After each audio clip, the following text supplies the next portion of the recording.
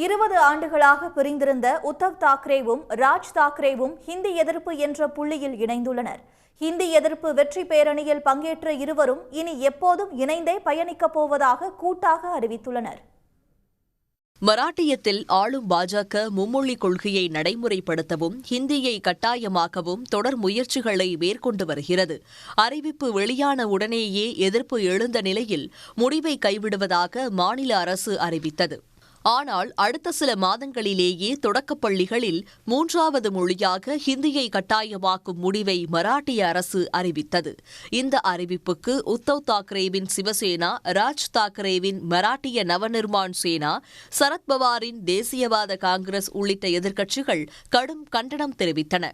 கட்டாய ஹிந்தி திணிப்புக்கு எதிராக ஜூலை 5ஆம் தேதி பிரம்மாண்ட பேரணி நடத்தப்போவதாக உத்தவ் மற்றும் ராஜ் தாக்கரே கூட்டாக அறிவித்தார்கள். மராட்டிய அரசியலில் 20 ஆண்டுகளாக பிரிந்துள்ள உத்தவ் மற்றும் ராஜ் தாக்கரே ஹிந்தி எதிர்ப்புக்காக இணைந்தது மராட்டிய அரசியலில் பரபரப்பை ஏற்படுத்தியது. இந்த நிலையில் ஹிந்தியை கட்டாயமாக்கும் மும்மொழி கொள்கையை கைவிடுவதாக மராட்டிய மாநில அரசு மீண்டும் அறிவித்தது. இதையடுத்து ஜூலை 5ஆம் தேதி நடைபெறவிருந்த ஹிந்தி எதிர்ப்பு பேரணி வெற்றி பேரணியாக அறிவிக்கப்பட்டது. இந்த நிலையில் வெற்றி பேரணி நடைபெற்ற மும்பை ஓர்லி மைதானத்தில் அதிகாலை முதலே ஆயிரக்கணக்கான தொண்டர்கள் திரளத் தொடங்கினார்கள். விழாவில் பங்கேற்ற தொண்டர்கள் ஹிந்தி எதிர்ப்பு பதாகைகளை உயர்த்தி பிடித்தும் ஹிந்தி எதிர்ப்பு பாடல்களுக்கு உற்சாக நடனமாடியும் மகிழ்ச்சியை வெளிப்படுத்தினர். விழாவில் பேசிய ராஜ் தாக்கரே, பால் தாக்கரேவால் இணைக்க முடியாத தன்னையும் ராஜ் தாக்கரேவையும் ஹிந்தி எதிர்ப்புக்காக தேவேந்திர பட்னவிஸ் ஒன்றிணைத்து விட்டதாக தெரிவித்தார். ஹிந்தி பேசாத மாநிலங்கள் பொருளாதாரத்தில் முன்னேறியுள்ளதையும் ஹிந்தி பேசும் மாநிலங்கள் பின்தங்கியுள்ளதையும் சுட்டிக்காட்டிய ராஜ் தாக்கரே தங்கள் மீது ஹிந்தியை திணிப்பது ஏன் எனவும் கேள்வி எழுப்பினார். 200 ஆண்டுகள் மட்டுமே பழமையான ஹிந்தியை தேவையில்லாமல் திணிப்பது ஏன் என கேள்வி எழுப்பியதுடன் மராட்டியத்திலிருந்து மும்பையை பிரிக்க முயற்சிப்பதாகவும் குற்றம் சாட்டினார்.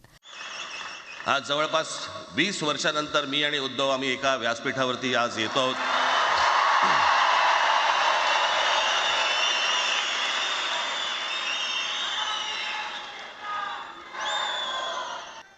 जे माननीय बाळासाहेबांना जमलं नाही, जे अनेकांना जमलं नाही, आम्हाला दोघांना एकत्र आणायचं, ते देवेंद्र फडणवीसला जमलं.